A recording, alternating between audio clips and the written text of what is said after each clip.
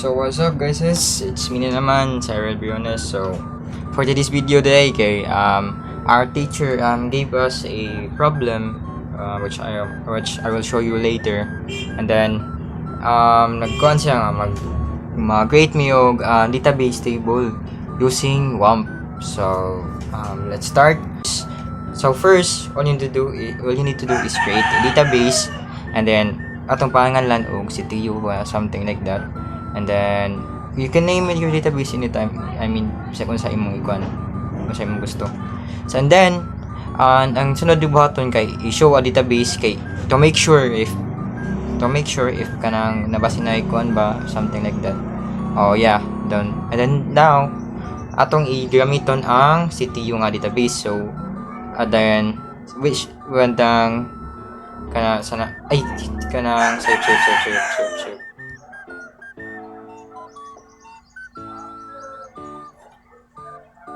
So now atong gamiton ang CTU dito, ang database. So ato lang i-type diha use CTU. So which is like that.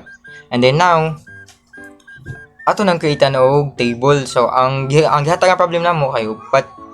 So upat ka, I mean kanang need nyo magbuhat og upat ka table. So first kay ang customer table. So so to create a customer table, iko anda sa Python ay nanaraon ra i-type mo ang create table, then customer which is ang table name, and then ang isod sa parentheses nimo kay imong mga attributes which is kaning customer code, and then end kay kanang we use ng pwede ra pud sa ang gamiton niya kay varchar kay which is code man siya, but since naman lang kay akong gamiton lang diri kay ang int lang, and then I declare na to siya og kanang primary key, and then etc. ang kaning uban kay kanang CUS customer name varchar CTU ay kaning F name kaning mga kanang first name I mean kaning customer first name, something like that, etc. And then magbuhat ra ka na hantod mahuman nimo ang mapuno nimo ang table nga imong kuan. So I explain ako ang kaning varchar, and then dapat butang din na sa imo siya og kanang 50 na ang size na sa imong mabutang diha. I mean like 50 ka characters like ABCD EFG na 50 ka characters. So yeah. So since inani raman ang ang pag-input niya ba sa kanang sa table. So ako na lang i-fast forward kay medyo taas na kayo if kanang ako pang input tanan. I mean i-show tanan niya giyon sa pagbuhat, and then I will show you the final output na lang.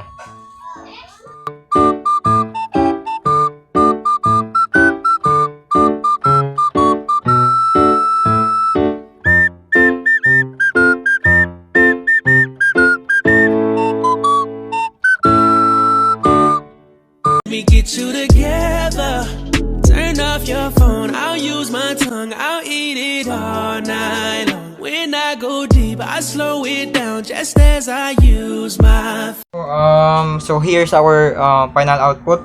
So after sa atong paghuman og mga type na something like that. So atong makuha diri ang kaning para ma-show ni ang kaning atong mga output, need na to siya i-type kaning describe and then ang table name. So that's why na-show sa inani. So di ba ang katong as I've said kanina nga katong pang-input ra ang katong mga kuan, di ba wala ra man to like gi-input ra man to siya nga kanang gibay parenthesis sa tanan.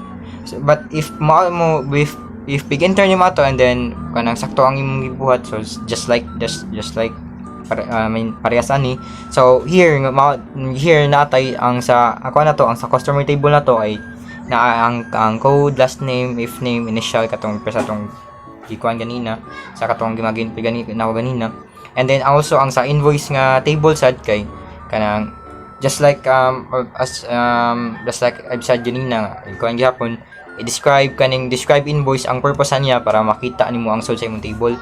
And then that's why na sa makita nimo nga nadia tanan ang sold sa invoice, ang sa invoice table, which is ang number, code, date, and then etc. And then also ang line table sa which is ang nag-contain sa kanang value nga number, like in kanang invoice number, line number, kanang something like that, line values na. And also ang kani atong kuan, also ang atong kaning product table, kanang kuan nag-contain sa og kaning code, something kanang product code, something like that sana. So and then also ang etc. So makita raman din ninyo, as you can see, kanang clear and something like that. And then also ang describe vendor sa ang describe vendor kay, once again, ang purpose sa describe kay para makita nimo ang kuan sa table. So mao din ni ang sold sa kuan ang ang sold sa table, something like that. So kanang if nagting ko diin ko nagkuha aning magipang node na ako gipang butang diri, nakara na siya sa katong gihata nga problem. So ako rang like among teacher man gud ningon siya nga nagkuhan sa task nga mag-create may database table. So just like what I've did, inana aras sa yun to. So thank you for watching and hope na may nakatunan. God bless. Bye bye. Damit nyo ay isip sa akin din ang lahat. Pwede ay do and fit them.